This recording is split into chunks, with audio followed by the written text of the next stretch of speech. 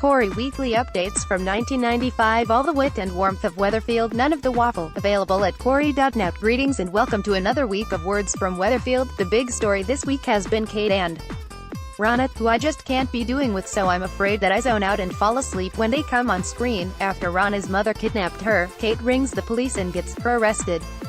Rana's not best pleased, and neither is Kate when she walks into Zeedan's new venture, Speed Doll, to find Rana and Zeedan getting along again. Anyway, as I said, this storyline bores me silly and I wish it was over. Over at Underworld, Summer saves the fortunes of the knicker factory when she spots the maths isn't right on an order they've received. No one else spots the error, not Aiden or Aaliyah or Carla. After she spends a day's work experience at the factory, Summer leaves behind her notebook in which she's scribbled love notes about Aiden Connor, on whom she's got a crush. I love Summer, she's complex and difficult and everything she touches crumbles into dust. Watch out, Underworld. Seb's mum Abby turns up again and Eileen takes her in at no. 11. Abby has spent time in prison where she's learned a thing or two about motors and offers Tyrone some advice in the garage. She's like a backstreet Charlene from Neighbors. Struth. David takes salon apprentice Emma home with him, to bed, and tells his family she's moving in with him. They all know David's going through a crisis and Gary tries to have a word with him. There's a moment, just the tiniest moment, where it looks as if David might open up to Gary and tell him what happened between him and Josh before David shuts down again.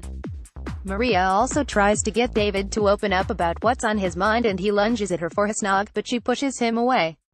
Liz goes on a date in the bistro with new fella Mike. I like Mike. I like Liz. I love the two of these together, but sadly actor Louis Emmerich, who plays Mike, was only brought into the show for 3 months, so there's no chance of a long-term relationship for Liz this time. What a missed opportunity there. Billy returns from rehab this week and wants to move back into this flat, but Tracy refuses, saying he owes her back rent. However, Shona and Adam get involved after Angie reveals that she's been doing Tracy's books for the florist shop and Tracy's been cooking the books. Shona and Adam blackmail Tracy with this information and Tracy has no choice but to allow Billy and Summer to move back into the flat. Shona moves in too, which was a nice touch. HOPSITAL scene Claxon, in a silly fight over a bird feeder in Sally's garden with Yasmin, Audrey falls and hurts herself and ends up in hospital. Jeff, the hospital radio DJ, comes to say hello and Audrey's all of quiver at meeting him again.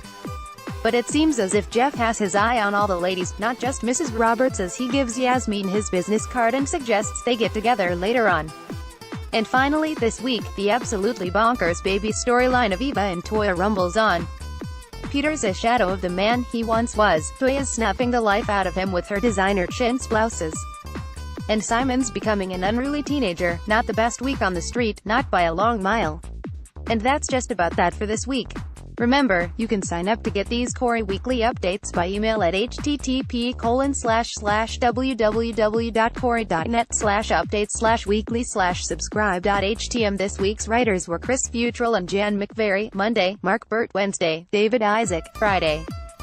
Find out all about the Coronation Street writing team at Coronation Street blog. Exclusive. All current Corrie writers online. Glenda Young, blogging away merrily at Flaming Nora website, glendayoungbooks.com. Fancy writing a guest blog post for us? All details here.